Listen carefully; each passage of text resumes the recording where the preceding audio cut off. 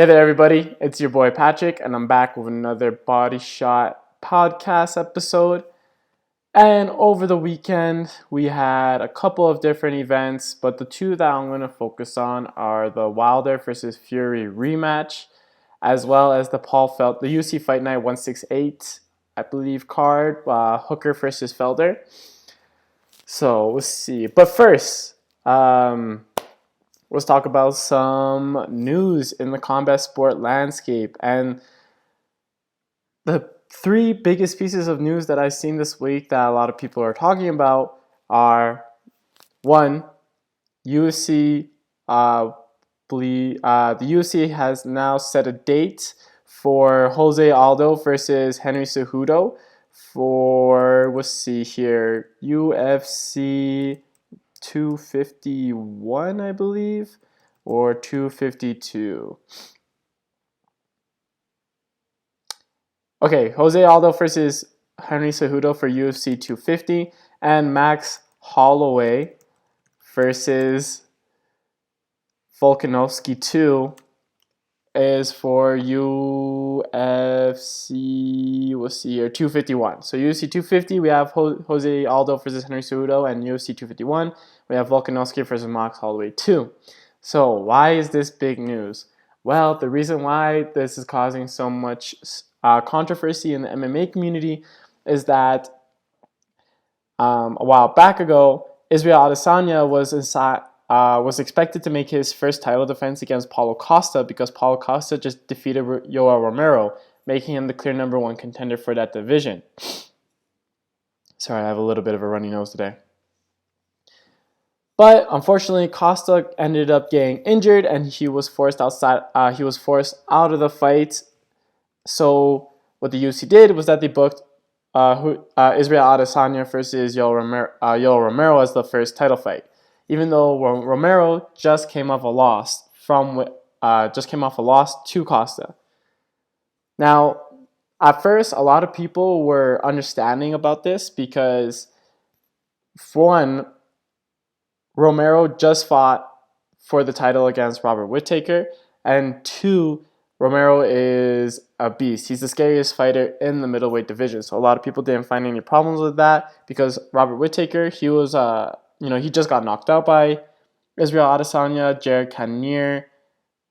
A lot of the middleweight contenders were unavailable. Like Jared Cannonier, I believe, was injured. Darren Till just had his fight with Kevin Gastelum, and I can't remember what the exact story was with Darren Till, but he was either injured or they weren't sure if he would be able to make weight or something along those lines. Anyways, Yoel Romero found himself in the title shot with Israel Adesanya. Now, the controversy is that a lot of people now are saying that rankings don't really matter with the UFC anymore because they're giving everybody.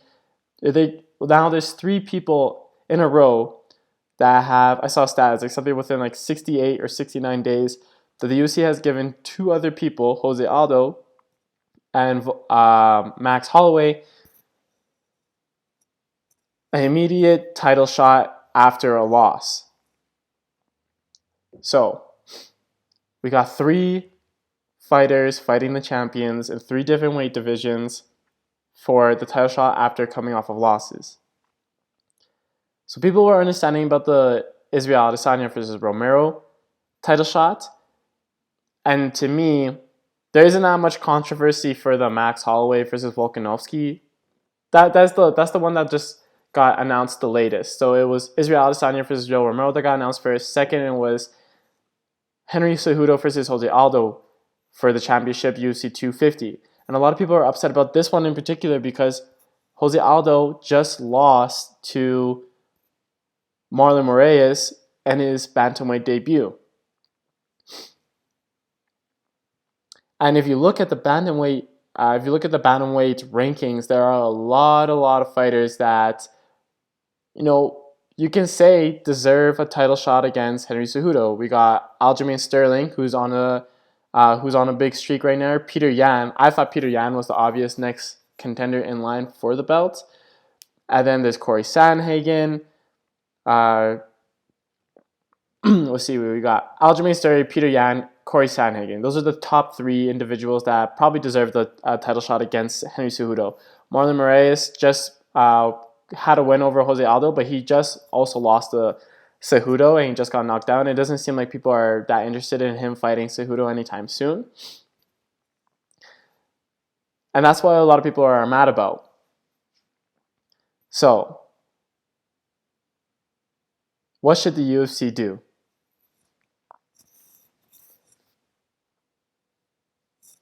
To me, honestly, I feel like Jose Aldo, yeah, he probably doesn't deserve the title shot against Henry Cejudo. But at the same time, there is this thing where it seems that like every time a UFC champion does lose, especially a dominant UFC champion loses to a contender, the UFC is very willing to give them an immediate title shot or a rematch for the champion. Like Frankie Edgar, when he lost to Benson Henderson, he got an immediate rematch. BJ Penn got an immediate rematch against Frankie Edgar. Cody Garbrandt got an immediate rematch against TJ Dillashaw. So there is a little bit of a theme with the UFC that they give title or I also think Max Holloway. I think Jose Aldo also got an immediate rematch against Max Holloway after he lost to Max Holloway the first time. Let me just double check here. Max Holloway, Max Holloway. Let's see. He fought twice in Jose. Yeah, so against Max Holloway, Jose Aldo got an immediate rematch. So, there is this theme of immediate rematches against the UFC champions. So that I understand why they would give Max Holloway an immediate rematch against Volkanovski. But in the same frame, I feel like that's a little bit more understanding. But at the same frame, there are a lot of people in the featherweight division that's I feel like deserve a title shot. Let's see. Well, the 2 clear contenders I think that are in the featherweight division that do deserve a title shot right now are either Zabit Magomedsharipov or the Korean Zombie. To me, I think the Korean Zombie should have been the next person in line for the title shot because he just went on a killer's row against people. He knocked out, since his return, he's knocked out Dennis Bermudez. He had that fight with Yair Rodriguez where he lost. Unfortunately, he lost. He got KO'd the last second, but he was controlling the whole fight up until the very last second. He also knocked out Frankie Edgar. He also knocked out Renato Moicano.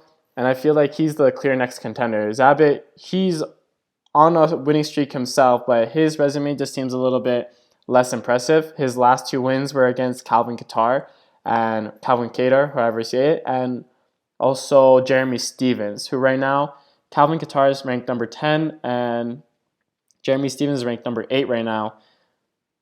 But the Korean Zombie just beat Frankie Edgar, who's ranked number 6, and Renato Moicano, who's ranked number 7.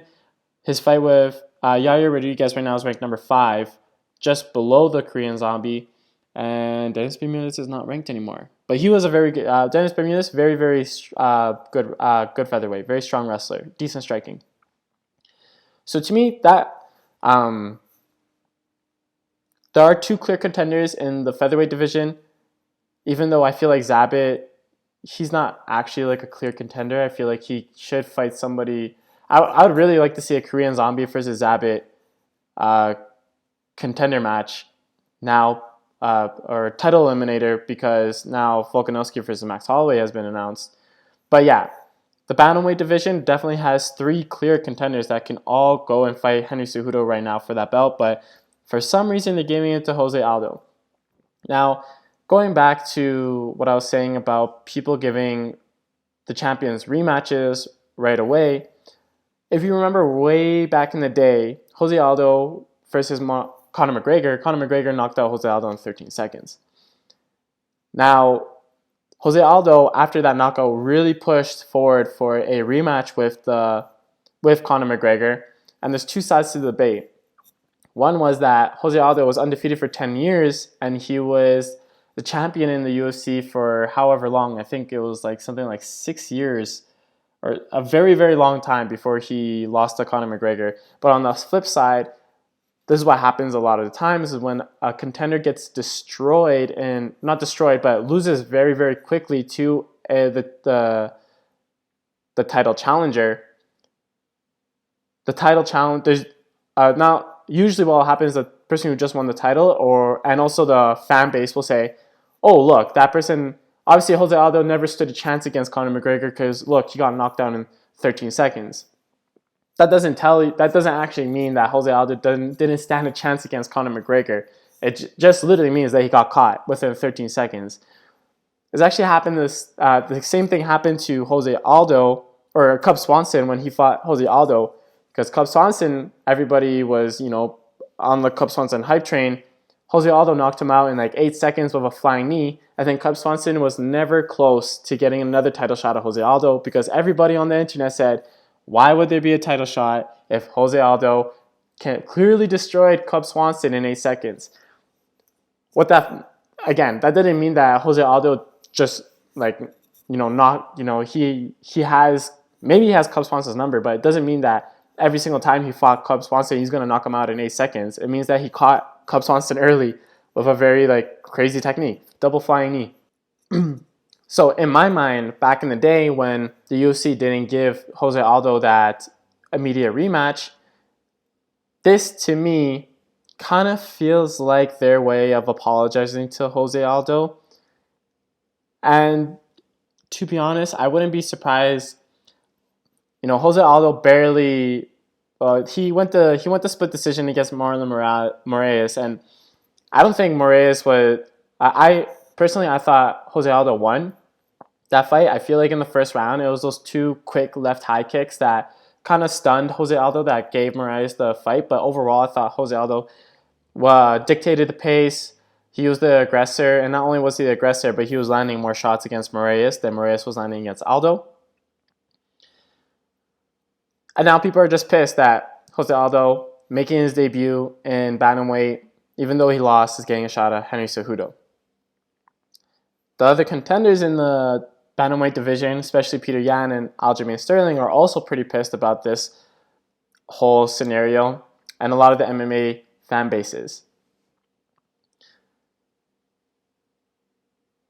To me personally, I don't mind this fight because Henry Cejudo, even though he's changed up the way that he fights. Before he used to be just the overwhelming wrestler. Now he's kind of adopted that karate striking base, that in and out, point style fighting karate style.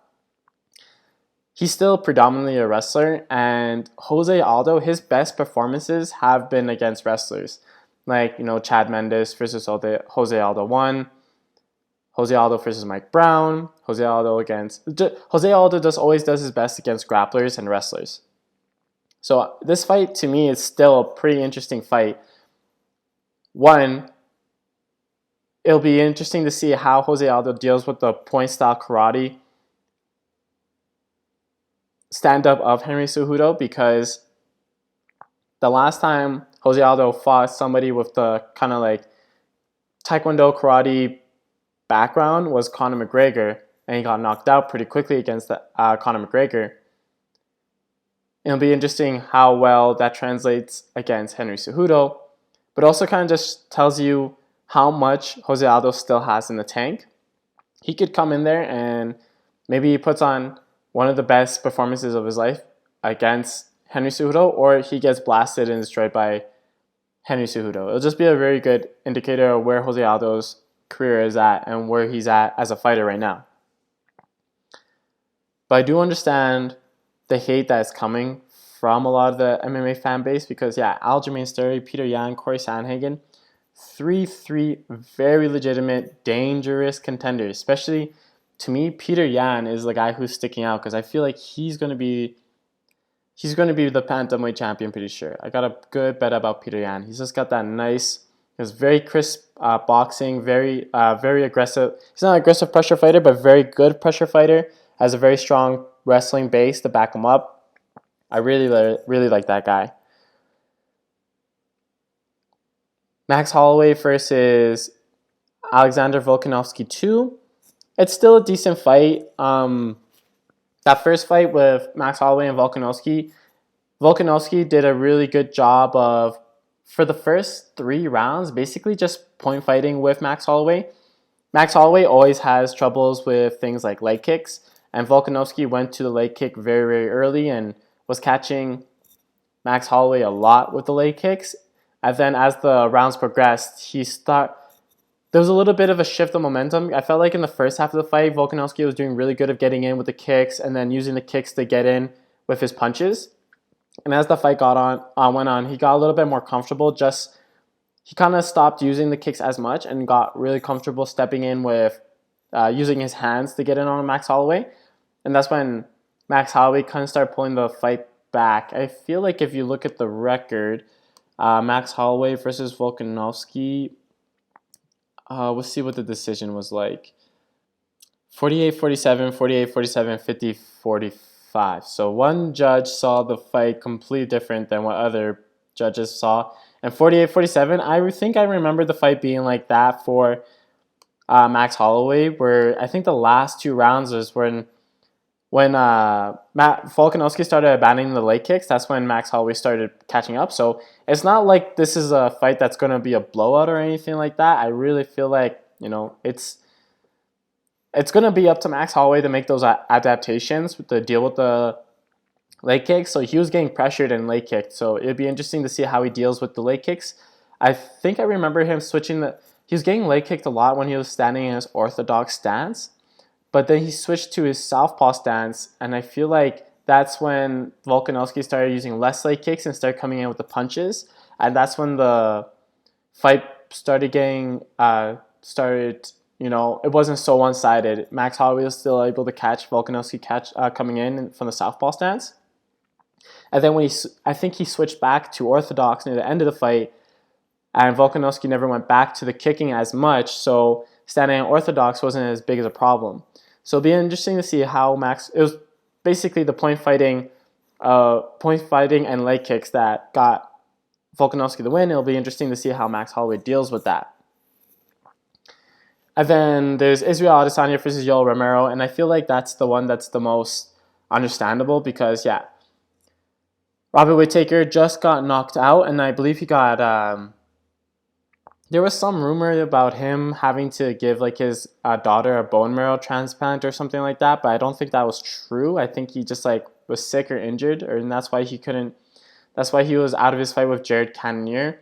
Paulo Costa got injured. Yoel Romero was the only one who wasn't injured. Jared Cannonier, I believe, was injured, and Darren Till. I forgot exactly what the story was for Darren Till, but Darren Till versus Israel Adesanya would be a fucking sick fight. I think I would really, really like that fight. Israel Adesanya does a really, really good job of,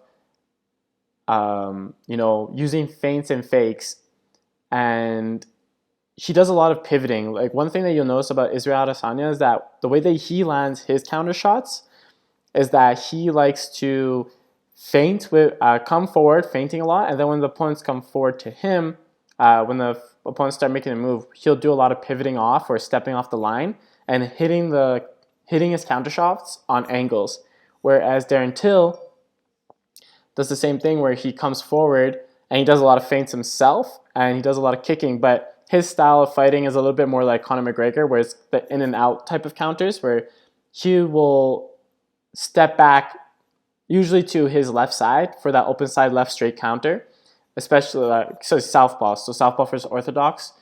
When you have southpaw versus orthodox fighters, what you'll see a lot is that the southpaw fighter will come forward, and when the orthodox fighter tries to strike, usually they'll, against a southpaw, lead with their right straight because their lead hand is obstructed by the southpaw's lead hand, and the southpaw will jump slightly to their left or pivot a little to the left and hit them from the open side with the southpaw left straight, and that's what Darren Till does a lot.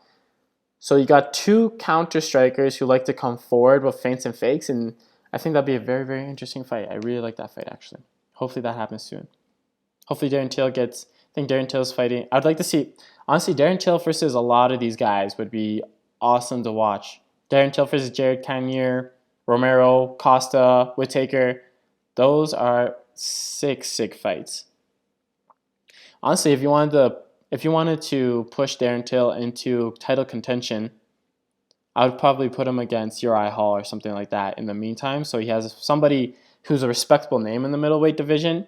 But I think Darren Till would have a really good chance against Uriah Hall because Uriah Hall is a very left-sided fighter, meaning that he likes to kick with his left leg, jab with his left leg, and throw spinning back kicks with his right leg, but that all comes from the left side. And a lot of the techniques that you use when you're fighting a southpaw fighter, a lot of your left-sided techniques get denied because of the way the southpaws match up against orthodox fighters. It's usually the rear side, so the orthodox fighter's right side, that is doing a lot of the hurting.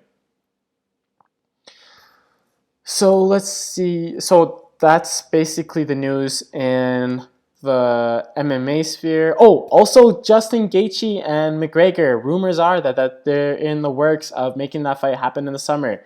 That is a sick ass fight because Gaethje, Conor McGregor, you know his style. He likes to come pressuring forward with kicks, and then he waits for his opponent to lash out, just like Darren Till, and hit them with the counter left straight. Justin Gaethje, we all know him as the pressure fighter. He likes to come forward, and until recently, his style of fighting was that he would come forward, gloves up, head down, and basically he kind of had this catch and pitch style of fighting that he would take the hits he would walk his opponent down. They would try to strike him. He would take the strikes on the top of his head or his forearms, and he would either counter with a big right hand or big leg kicks, and that's how he would wear them down. But recently, Justin Gaethje has taken a little bit more of a measured approach to his fighting. He still is the pressure. So his last 3 fights were against James Vick, Donald Cerrone, and Edson Barbosa. And against James Vick and Edson Barbosa, he still did the pressure fighting, but it was a little bit more measured. He was coming in behind like a dipping jab. He wasn't there to just take the hits on his forehead and then hit back. He was actually he was doing a good job of not getting hit as he came in.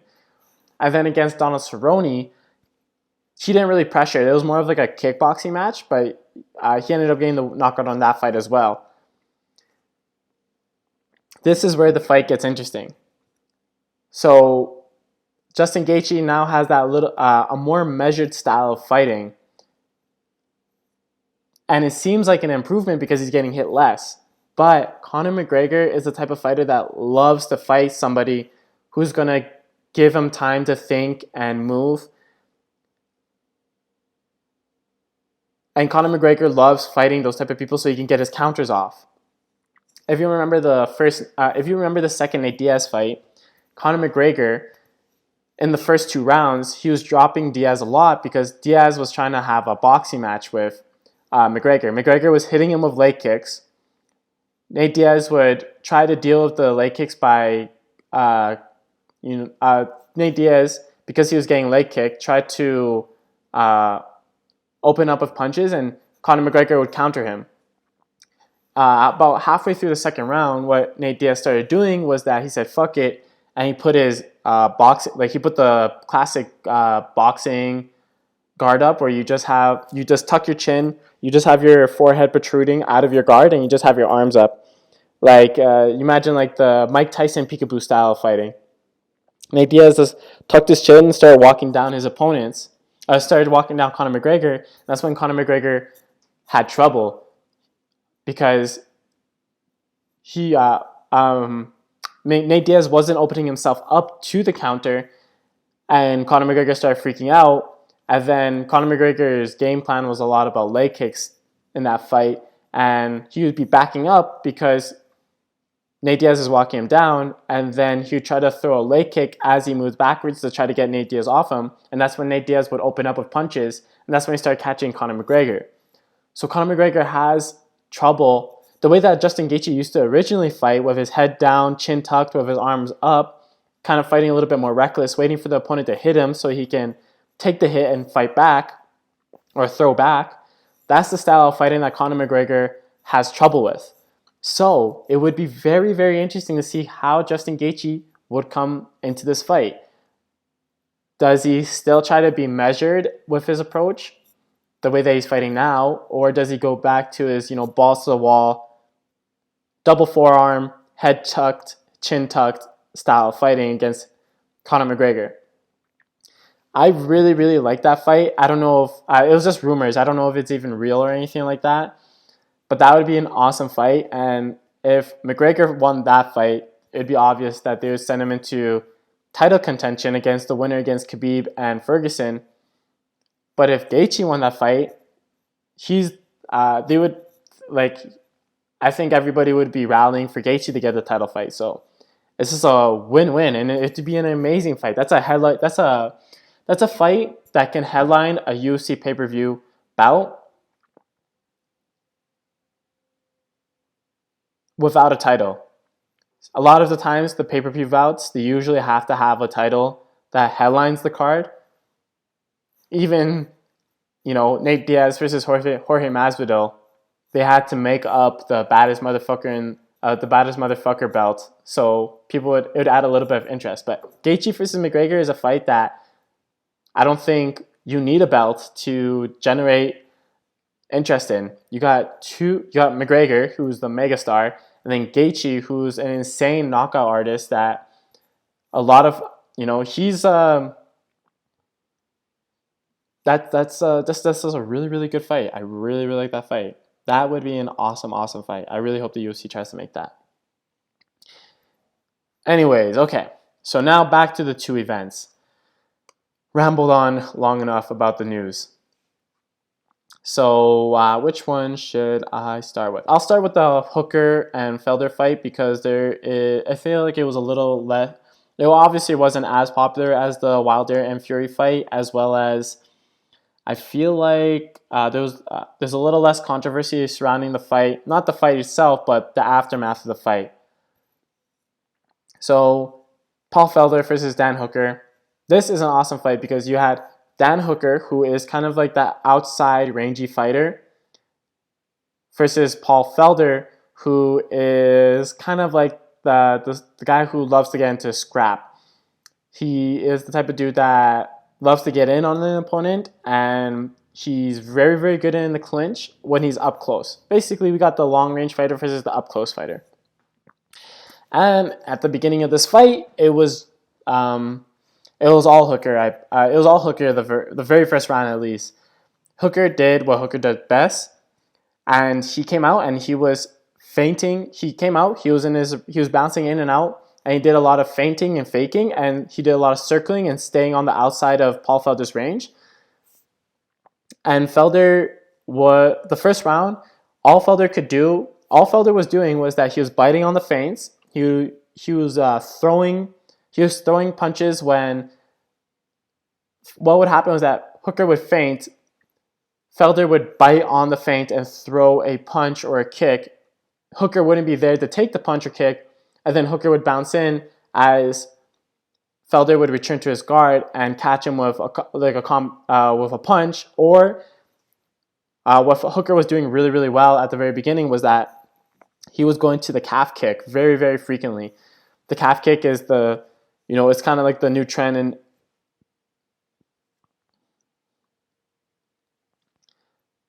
the calf kick is like the new trend in MMA where people are starting to kick below, kind of in like the below the knee in the shin calf area, because one, it's way harder to catch a calf kick because the main danger of throwing a low kick, especially if you're throwing it naked, is that all that the opponent has to do is brace their leg and they can scoop up your leg as you kick their thigh, and that is basically an easy takedown, a free takedown for your opponent. And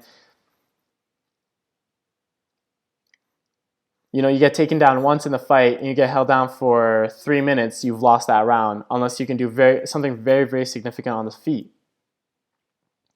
With the calf kick, and there's also less danger because there's less danger of the check, because with the normal low kick into the thigh, what opponents will do is that even though a lot of people don't check kicks in MMA still, what will happen is that fighters will lift their knee, check the kick, and the sweet spot to check a kick with is like the kneecap and the top of, like right below your knee. That's when your shin bone is the thickest, and your kneecap is obviously very, very thick. And if your opponent hits either of those parts with their shin, they're either going to get really hurt or they're going to break their leg, like how Anderson Silva broke his leg against Chris Weidman's knee when he threw a naked low kick.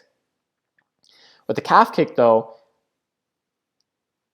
the worst thing that can happen is that you go shin on shin. Your shin hits your opponent's shin as they try to check, and it sucks, but it sucks for both of you guys. And if they do, and the thing with the low calf kick is that you can't really check them, because the normal technique is to lift your leg and then turn your shin outwards to check the kick.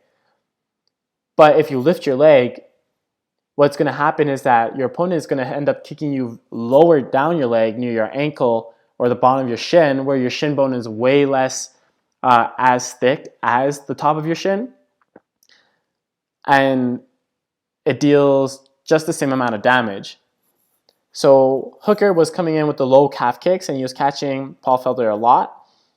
And anytime that he felt like he was in trouble, or Felder was able to step in on Hooker, get the timing down, Hooker did a very good job of grabbing double underhooks in the clinch, and he would run Felder to the fence and just hold him there. And it looked like, double underhooks, very, very powerful position, especially if you post your head underneath the opponent's chin to kind of like spread them out.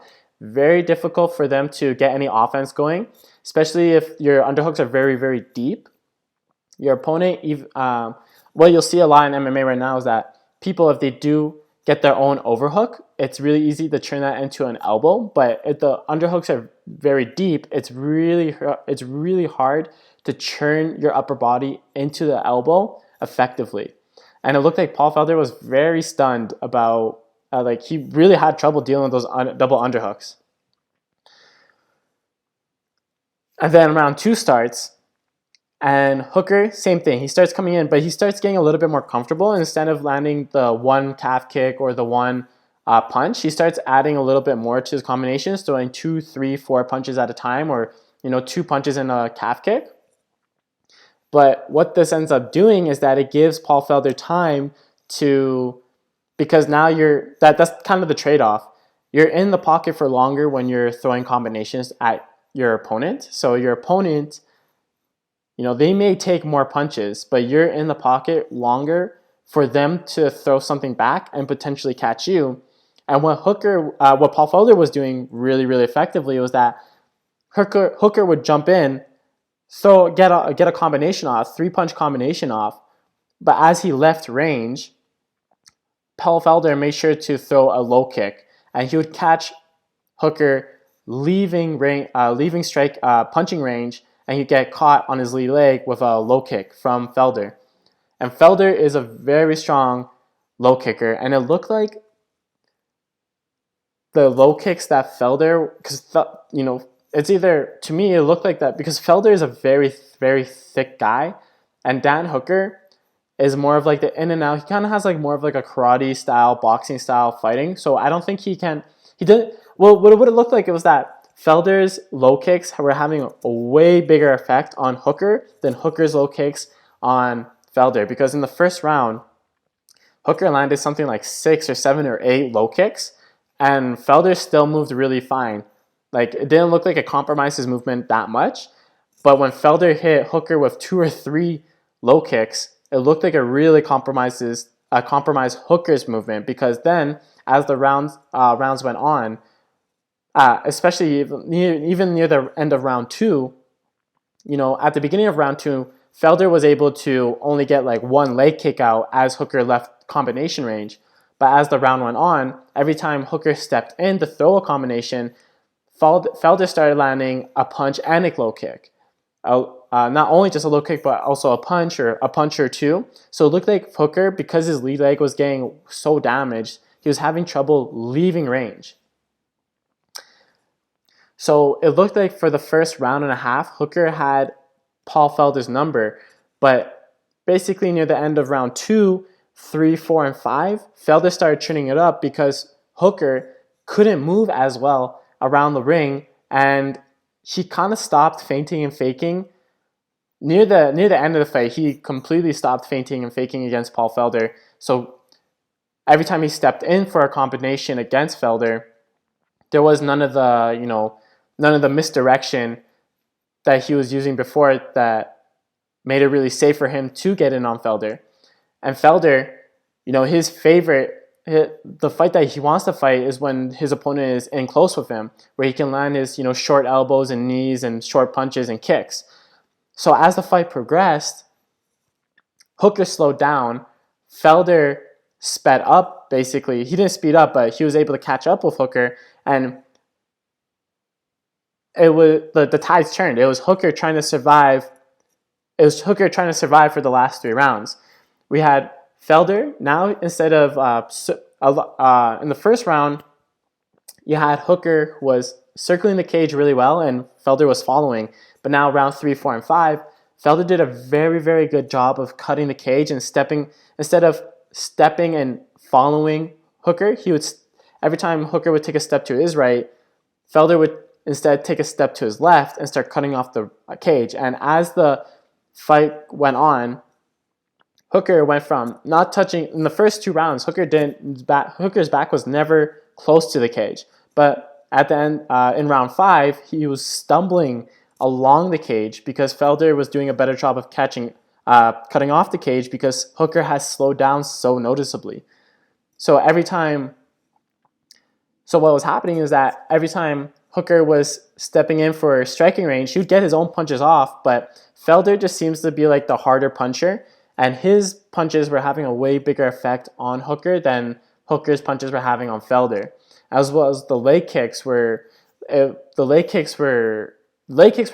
the difference maker in this fight for Felder.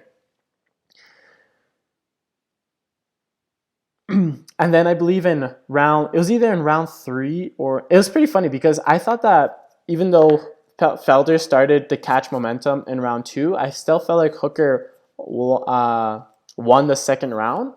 And then round 3, I felt like Felder had basically turned the tide on Hooker and won that round. But apparently, if you saw the stats, Paul Felder outlanded Hooker in round 2, and Hooker outlanded Paul Felder in round 3.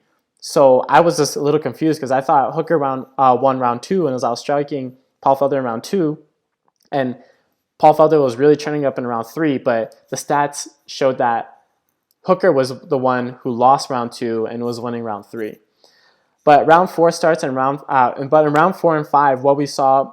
This is what I really like about lightweights is what made this a really, really good fight is that what makes a really good fight for me is that you see the change in momentum and the change in strategy from the fighters, and they have to constantly adapt to what's happening in the fight. The fights where it's a blowout one way versus you watch like a John Jones fight against like Anthony Smith. It's just John Jones dictating the whole fight because John Jones is just doing John Jones' A game and Anthony Smith isn't adapting or anything like that. But in this fight, we had Hooker, who at first was doing really good with his point fighting. You had Hooker leading the fight with his point fighting. Paul Felder started getting leg kicks in, so Hooker's point fighting became less effective. And now Felder was able to step in on his combinations, and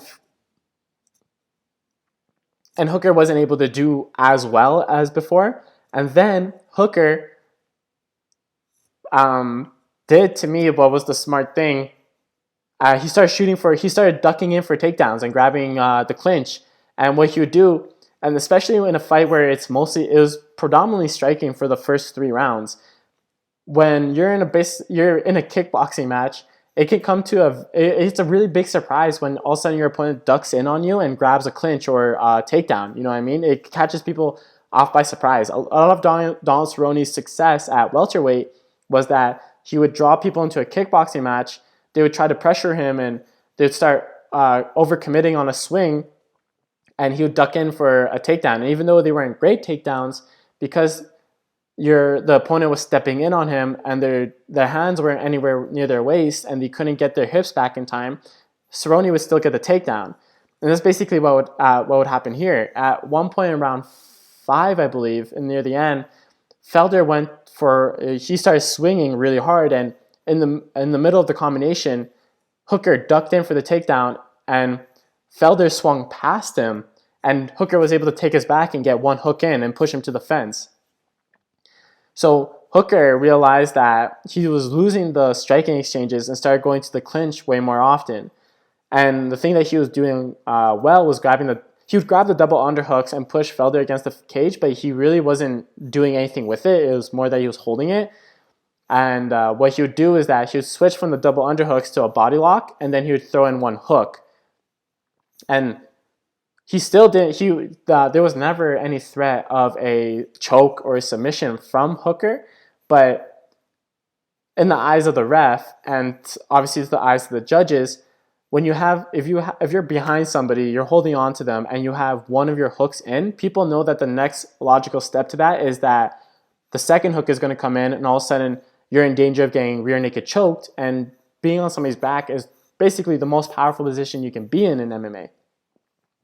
And so Hooker, obviously wasn't doing anything with the body lock or the double underhooks or with his one hook in, but it looked really, really good. It looked like he was controlling the clinch. He was controlling the clinch. He wasn't doing any damage out of the clinch, but he was controlling it.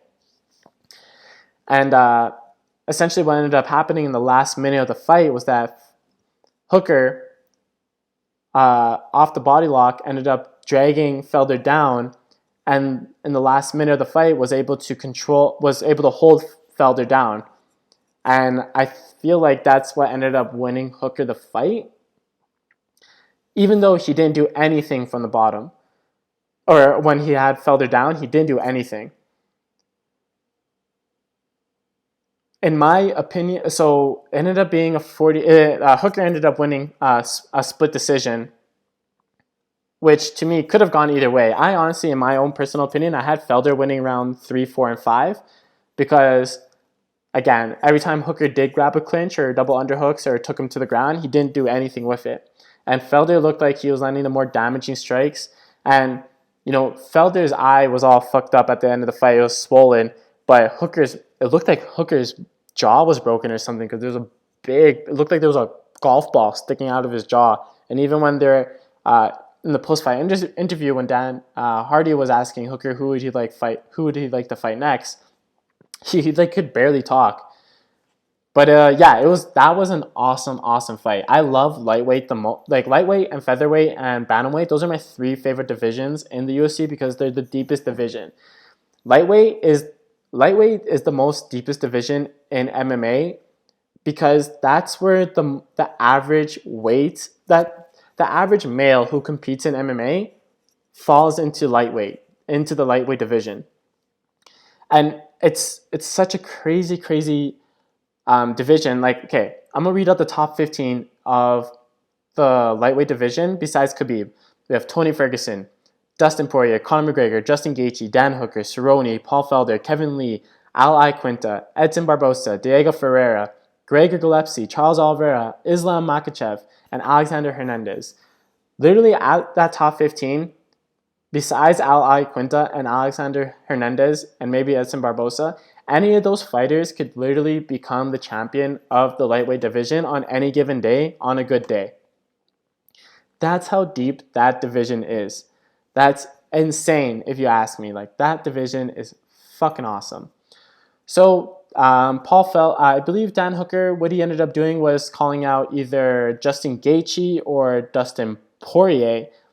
I feel like out of those 2 fights, those are both like decent fights because Dustin Poirier and Justin Gaethje, they do seem like they would be like the type of fighters that would have trouble with the in and out movement, the feints and fakes, and the outside game of Dan Hooker. But I feel like Dustin Poirier would probably be the safer fight for Hooker because Justin Gaethje, the thing is that Dan Hooker hates leg kicks. If you watch his Edson Barbosa fight and even the Paul Felder fight, leg kicks have a really, really, have a really, really, really, they do have a noticeable effect on Dan Hooker. And Justin Gaethje, as I mentioned before, his old style of the catch and pitch style of fighting, where he just walked forward, and anytime the opponent would throw a punch at him, he would counter with either a big right hand or a big low kick. Just as Dan Hooker was stepping in on, Dan Hooker was having trouble as he stepped in on Paul Felder. Paul Felder took the shots, and Paul Felder would eat 3 punches, but give Dan Hooker a leg kick. I feel like Justin Gaethje would do the exact same thing against Dan Hooker, but Justin Gaethje is a way stronger wrestler than Paul Felder, so I feel like if Dan Hooker tried to do those, the double underhooks, I don't feel like he would have it as easy against Justin Gaethje as he would against Paul Felder. Really, I really like those 2 fights. Good job to Dan Hooker. Good job to Paul Felder. Can't wait to see those 2 back in the cage. So next on the list, we have the rematch against Deontay Wilder and Tyson Fury. So just to give you a recap of the last fight, basically what it went down to was that a lot of people felt like Tyson Fury outboxed Deontay Wilder. And even though he did get dropped in 2 of the rounds against Wilder, a lot of people felt like Fury still should have won 10 out of the 12 rounds against Wilder, but it ended up in a draw, controversial draw. Wilder went on to, both of them went on to fight 1 opponent each. Wilder looked way more impressive against his knockout against Luis Ortiz, and Tyson Fury, I forgot who he fought. He fought some Swedish lad. Tyson Fury fought, let's see here, Otto Wallen. So Tyson Fury, he ended up fighting a guy named Otto Wallen from, Sweden? Yeah, from Sweden, and he looked really, really bad. He didn't look that great in that fight. And Deontay Wilder fought Luis Ortiz, who is, one of the top 10 heavyweights in the world, and who is a pretty dangerous boxer himself. And Wilder ended up knocking him out. But in this fight, it was all Fury, basically from the beginning bell. And the first fight, what Fury did that was really, what he did really well was that he did a very, very good job of avoiding Wilder's right hand for most of the fight. And the way that he did that was that he was doing a really good job of using his jab, but not just sticking Wilder with the jab, but using a lot of feints and fakes to mess up the timing for Wilder's right hand. In the first fight, a lot of the trouble was that Wilder, what ended up happening was that Fury would step in as if to jab, or as if to jab, and Wilder would swing, he would miss because Fury wasn't there at all. And then it was either he would swing, miss Fury, and then he would use up energy for swinging and missing, and then just look. Nobody wants to look like nobody wants to look bad while they're missing swings. Or he would have to wait a little bit, try to see if what Fury was throwing was a real punch, and then in that window, he would end up getting hit by that actual jab while he was thinking. So he was kind of in the rock in a hard spot where he didn't know when to throw his own right hand. The times that he was able to kind of corner Fury, Fury did a very good job of using something called a leverage guard, or a long guard is what's called. So what that is that as the opponent throws their right hand, the defending fighter will throw his left hand over the rear shoulder of their opponent, and duck their head down to their right. So basically what it does is that your lead shoulder is up in the way of the right hand, and your back and your shoulder are kind of deflecting the punch, and you fall basically right into a clinch. So in this second fight, essentially what Fury did was that he got the timing down for these feints and fakes on Wilder a lot quicker, because he just spent 12 rounds before with Wilder. So a lot of the time when fighters first meet each other, they can be very tentative, you know what I mean? They can be very tentative because they're scared to get caught. And as the fight, as you saw, even in the very last round of the last fight, Wilder knocked down Fury with the right hand left hook, and it looked like Fury was out, but Fury got up and in my opinion, if it wasn't for that knockdown, Fury would have won that round anyways, because he went right back to work and started hitting Wilder a lot. And so it looked like the tentativeness of Fury was all gone, and he went straight to work. It was funny because Fury, almost within like the first minute, got hit by a right hand by Wilder, but it still didn't scare him or dissuade him from being more aggressive. And not more aggressive as in like he was just trying to land more punches, but he was less tentative to throw his power punches. He would come in and he did an amazing job. It was like Fury basically showed you how to use the jab in 20 different ways, because the jab in boxing is the most versatile weapon that you can have, because it can be used in so many different ways, and you can give an opponent so many different looks with the jab that it can throw their whole game off. So what did Fury do? Fury again did a very good job of feinting and faking with the jab. So he had Wilder reaching and throwing punches for when he thought that Fury was stepping in with the jab, but he actually wasn't. He's doing good with his shoulder feints, flicking out the jab or just pumping out his shoulder enough to make Wilder believe that he was about to step in and try to catch Fury with a punch. Fury went to the body with the jab. He did a good job of hooking off the jab, and that's a very awesome technique, because in the very first round, Wilder, what he did a lot was that he was actually he was reaching a lot for the jab, but the jab would Fury would flick out the jab or a shoulder pump as if he was about to throw the jab. Wilder would reach out with his right hand, and all of a sudden a left hook would come around and hit Wilder. So he was doing a really good job with that.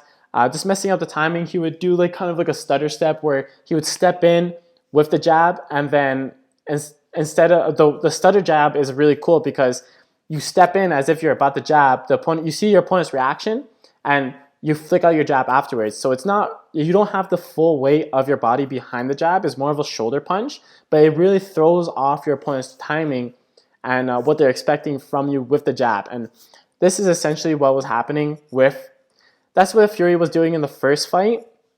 But this time around, he got right to it in round one. And in the first fight, a lot of the fight was him circling on the outside, trying to avoid Wilder. But this time he was coming forward, using the jab as an offensive weapon. And he was more willing to throw his power punches, because almost right off the bat, you saw Fury starting to commit to his own right hands. And just like before, when Fury would throw the right hand and when Wilder would throw the right hand and Fury felt like he wasn't safe, or he felt like he had misjudged or miscalculated the range or his punch, he would do the leverage guard / long guard thing, where he would throw his left arm over Wilder's shoulder. He would deflect the right hand off of his shoulder and back, and he would just grab a clinch. Another thing that he did really great was the clinching. One thing that a lot of people have noted is that basically Fury just kept on grabbing a guillotine on Wilder. What he would do is that Wilder would duck in they would fall into the clinch, or Wilder would duck in for the clinch, and Fury would grab his head as if he was about to guillotine choke him. And, even if you're not, Fury is a big dude. He's 270 pounds. So even if he's just giving a light squeeze on your neck, the way that you're not going to be able to breathe properly in the clinch, so you're losing breath. That will obviously affect your cardio. Two, because Fury's weight is over the top of your shoulders, your head is basically holding up the weight of this 270-pound man, and that's going to wear you out as well. You're going to be using your lower back muscles. You're going to be using a lot of strength to hold up the 270-pound man that's leaning on top of you. And it was interesting because it looked like the best thing that Wilder was doing was that he was landing his own jabs. Wilder was actually, I think, like the first 2 or 3 punches that Wilder landed were just body jabs. And the first right hand that he landed landed on Fury near the beginning of the first round was he went to the body jab and threw a right hand over the top. And that's like a Mayweather classic. Mayweather would love to go to the body jab. He would hit the opponent 3 or 4 times with a body jab. Their hands would naturally start dropping, and then he would fake the body jab and come up with a left hook or overhand right. That was like his... If you watch his fight with Diego Corrales Jr., Mayweather's fight with Diego Corrales Jr., that was a workshop on how to land, like how the body jab plays with the left hook and the overhand right. Anyways, round 3 starts. Anyways, round 3. In round 3, Fury manages to he double jabs into a right hand that knocks Wilder down. Wilder stands up, beats the 8 count, but it clearly really damaged something within Wilder's ear because his ear started bleeding really, really badly. And every single time that he got hit cleanly after that knockdown, blood basically exploded out of his ear every single time. It almost looked like his brain was leaking. And to me, so after that, Wilder never really recovered. He was on wobbly legs the whole time. And I haven't read any stories, but I feel like maybe Fury ruptured or perforated his eardrum. And obviously, if you don't know, your eardrum has a lot to do with balance and your coordination. And when you have a damaged eardrum, it really affects your balance. So either he got rocked so hard by that right hand that he was never able to really clear his head and get back to work, or maybe his eardrum was injured, or his inner ear was injured, so he couldn't, his equilibrium was off, so he couldn't really find his balance or find his feet underneath him. And then from here, it's all Fury. He just keeps on landing the punches. He just keeps on landing punches. Wilder really just on the back foot, just looks like he's exhausted, looks like he's really hurt, and he's scared to throw his own right hand, because obviously every time he does throw his right hand, he either misses or he eats a couple hard punches for throwing his right hand. And then what ends up happening is that after that drop, Fury is looking for the finish, but every time he steps in to land his power punches, they end up falling in the clinch.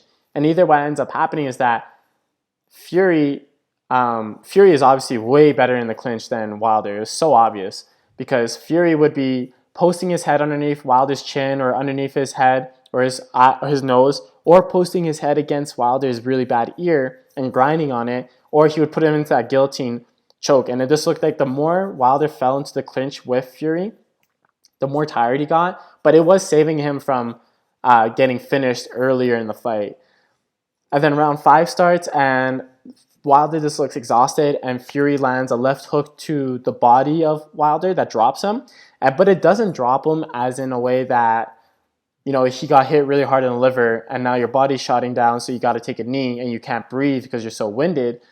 It just looked like Wilder was so hard that the force of the impact of the punch just threw him to his ass. And then what ended up happening was that round 7, Fury corners Wilder. He doesn't hit him with too many punches. He hits him with a flurry, hits 2 or 3 punches, and then Fury's corner ends up throwing the towel, and the fight is over. Now, in the aftermath of this fight, there is a lot of, I don't know. Basically, after the fight, what ended up happening was that Wilder ended up coming out saying that the reason why he lost the fight was because he felt tired. His legs felt tired because of the costume. The costume that he brought in his entrance weighed too much. It weighed 40 pounds, and it weighed too much, and it weakened his legs before the fight, and that's why he's tired. Now, obviously, that's not the reason why he lost the fight. He lost the fight because Tyson Fury was the better boxer. But it just sucks that he would, because I love those costumes. Those costumes look awesome. Like, because the fighting industry is it's a part of the entertainment business. You know what I mean? And those, when Wilder walks out in those costumes, it just look like he looks like a fucking badass, bro. His costume, whoever is making those costumes, those are legit costumes. They look awesome, and I love those pre-fight costumes. And it kind of just adds to the Wilder mystique and the Wilder character, and I like them. I don't think there's a problem with them. But it sucks now that he's saying that because, well, now he's using the rematch clause in his contract to get the rematch with Fury. Fair enough, whatever. That's what you usually see, is that a champion will have a rematch clause in their contract just in case they do lose, because what will happen is either one of two things. The champion will win the next fight, get the championship back, or two, even if they didn't win the championship, because it is a championship fight, their purse is going to be way, way larger. And so I'm just curious, like, does that mean that in the next fight he's not going to be wearing a costume or one of his masks that he likes to, because I really like that part of Wilder's entrances. And two, there's rumors that he's going to be firing the coach that threw in the towel for him during the fight.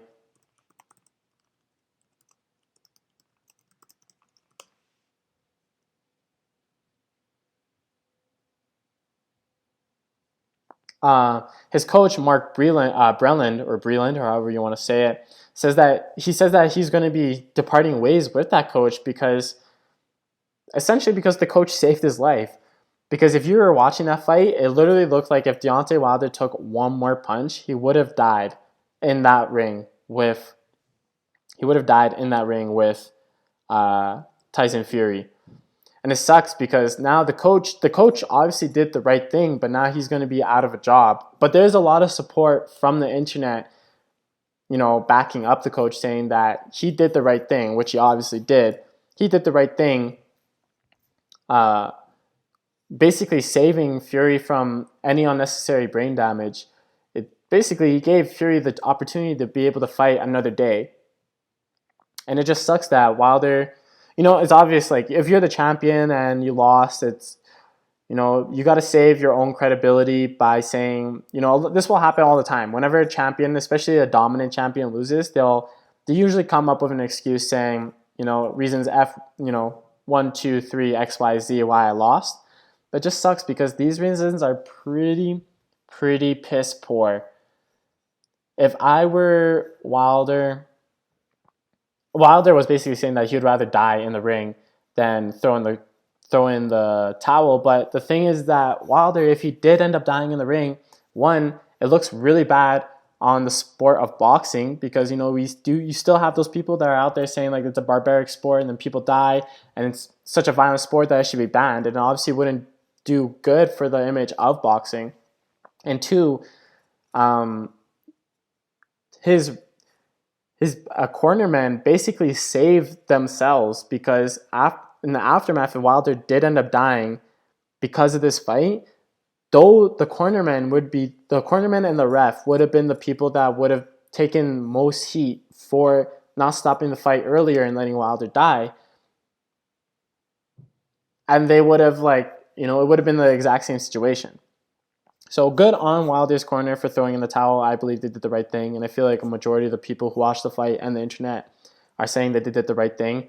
And it just seems that maybe Wilder just is looking for an excuse to why the rematch will make sense or why he lost. And obviously, a lot of fighters are very emotional and they'll try to lie to themselves to make up a reason why they lost a fight, which is really unfortunate. If I was Wilder, I would have probably said something like, when Fury dropped me the first time, it perforated my eardrum, so my balance was off, and I couldn't, that's believable because it looked like there was blood fucking shooting out of his ear, so that could have been a believable story. I would have bought that. I would have been like, yeah, like, it obviously destroyed his ear and his balance, and something looked off as the fight continued, so maybe it was just his eardrum. Maybe if he didn't get his eardrum popped, he would still be able to stay in the fight. But that's that. Unfortunately, Wilder couldn't take the loss. Now Fury is the new the WBC heavyweight champion and the ring champion, and also the lineal heavyweight champion, even though there's no belt for being the lineal heavyweight champion.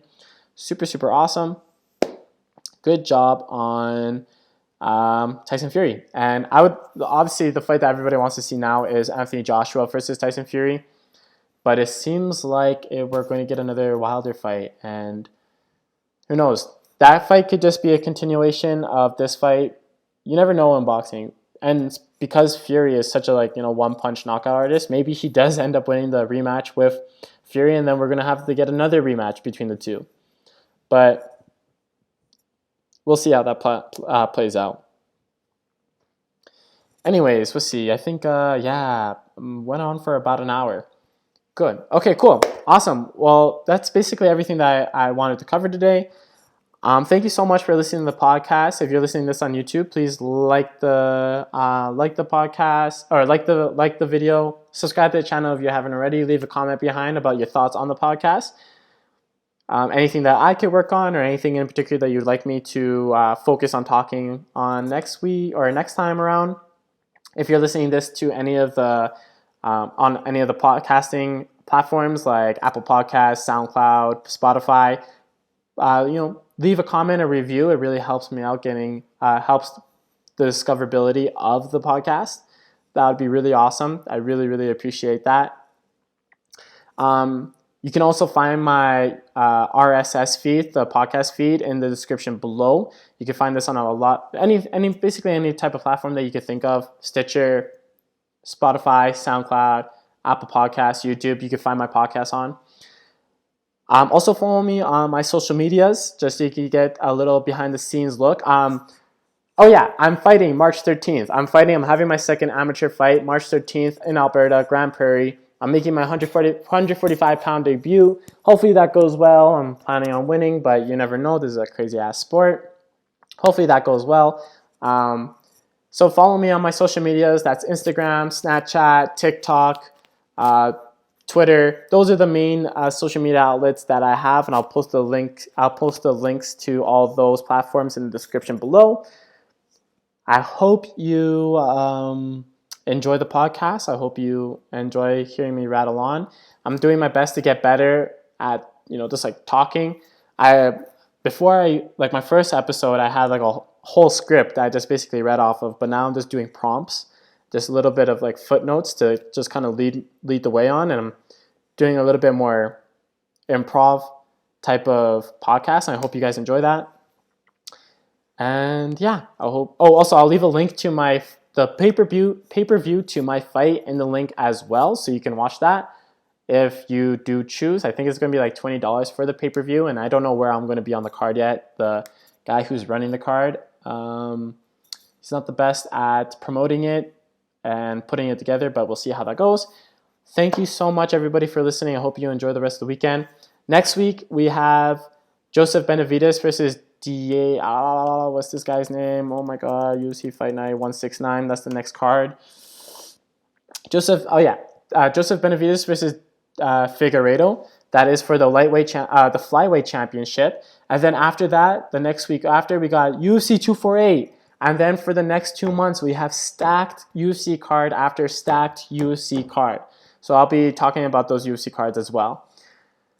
Thank you so much for listening. Hope you guys have a wonderful weekend. Peace out.